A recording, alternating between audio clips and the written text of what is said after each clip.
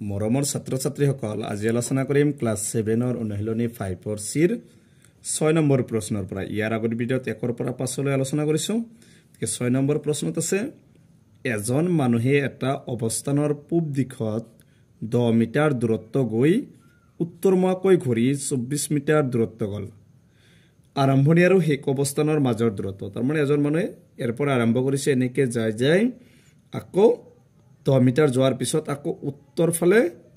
কেই মিটাৰ গৈছে 24 মিটাৰ এতিয়া আমি আৰম্ভণি আৰু শেষ স্থানৰ দূৰত্বটো লাভ লাগে প্ৰথমে এটা চিত্ৰ আঁকি লৈছো এটো পূব পশ্চিম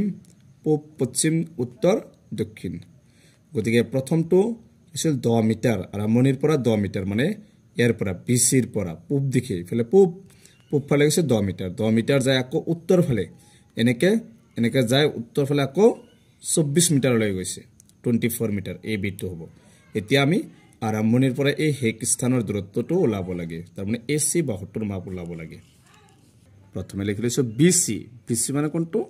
তলৰটো BC মানে দি আছে 10 মিটাৰ আৰু AB মানে কি দি আছে 24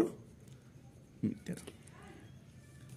এতেকে আৰম্ভণি আৰু শেষ অৱস্থানৰ মাজৰ দূৰত্ব AC ৰ মান উলিয়াব লাগে তাৰমানে আৰম্ভণি এই AC ৰ মানটো আমাক আৰম্ভণিৰ পৰা শেষ অৱস্থানৰ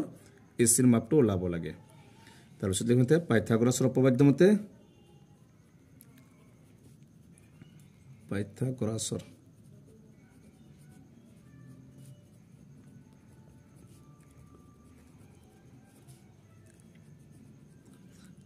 উপপাদ্যৰ সূত্ৰটো হৈছে কৰ্ণ স্কয়াৰ ইয়াত কৰ্ণটো কি আছে AC স্কয়াৰ সমান লম্বটো দি আছে কি AB স্কয়াৰ প্লাস ভূমিটো দি আছে BC স্কয়াৰ বৰসবা AC ৰ মাপটো ওলাব লাগে AC ৰ মানটো উলিয়াব লাগে গতিকে এটো এনে থবা AB স্কয়াৰ AB মানে কিমান দিছে 24 কিমান হ'ব square plus BC square BC মানে কিমান দি আছে 10 স্কয়াৰ 24 টু স্কয়াৰ মানে কি 24 দুটা 4 গুণ 16 4 গুণ 8 8 একে 9 2 4 গুণ 8 2 গুণ 4 6 9 17 কিমান হ'ব 5 7 6 প্লাস 10 স্কয়াৰত কিমান হ'ব 100 তো লগত এখানে যোগ করলে কিমান হ'ব 6 এতিয়া সবা তেকে AC যদি স্কয়ারটো উঠাই দেয় তো কেবল √12 এর ভিতৰত যাব মানে কেবল 6 তেজ 6 এর বর্গমূলটো কিমান হ'ব 26 তার মানে 26 দুইবার পূরণ করলে কি পাম 676 এটা থেকে লিখি পারিম এতে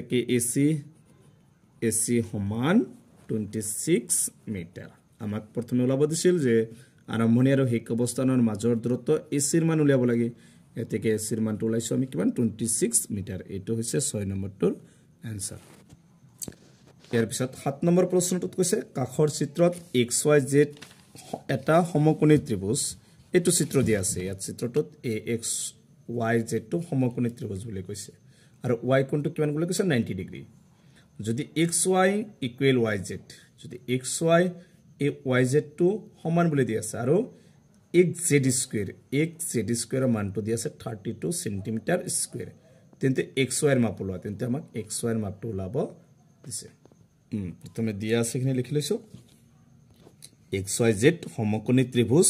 আৰু Y কোণটো 90 ডিগ্ৰী এই Y কোণটো কি বুলি কৈছে 90 ডিগ্ৰী XY = YZ আৰু XZ স্কয়াৰ মানটো দি আছে 32 সেন্টিমিটাৰ স্কয়াৰ তে আমাক XY এৰ মাপটো ওলাব লাগে প্ৰথমে আমি এটো ধৰিলাম ধৰা হল এটো ধৰিলাম XY আৰু YZ এৰ মানটো ধৰিলাম XY সমান YZ = X বুলি X নাই A বুলি ধৰি লৈছো যেতে XYZ আছে তে A বুলি ধৰি লৈছো এতেকে আমি পাইথাগোৰাছৰ উপপাদ্যটো ব্যৱহাৰ কৰিম পাইথাগোৰাছৰ উপপাদ্য মতে পাইথাগোৰাছৰ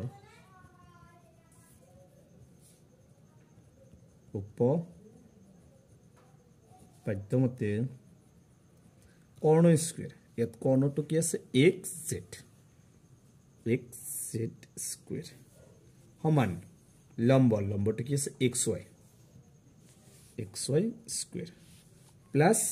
ভূমিটো আছে yz square so xz square a to xz square to কিমান দিয়া আছে 32 xz স্কয়ার ঠাইত লিখিম 32 xy স্কয়ার তো আমি xy আর yz to মানে কি ধৰিছো a ধৰিছো তে xy মানে কি লিখিম a স্কয়াৰ আছে স্কয়াৰ প্লাস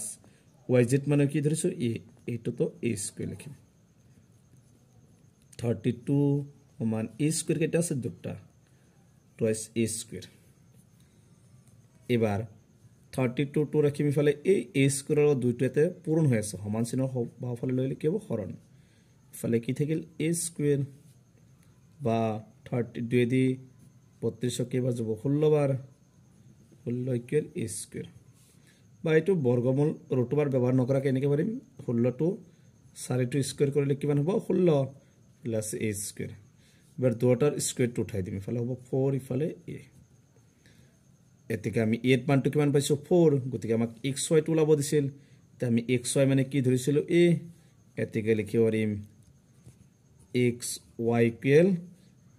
a মানে কিমান 4 ইঠাইতে আমি লিখিব পাৰিম 4 এককটো যেটো সেন্টিমিটাৰত আছে সেন্টিমিটাৰ বাকি তো সবা yz টো ওলাব দিলেও কি লিখিম yz টোৰ মান আছে আমি কি হ'ব 4 হ'ব যেটো a ধৰিছিলো তে এটো আছে 7 নম্বৰটোৰ आंसर গতিকে আজিৰ ভিডিওটো এখিনেই তোমালোকে ভিডিওটো লাইক কৰিবা এণ্ড চেনেলটো সাবস্ক্ৰাইব কৰিবা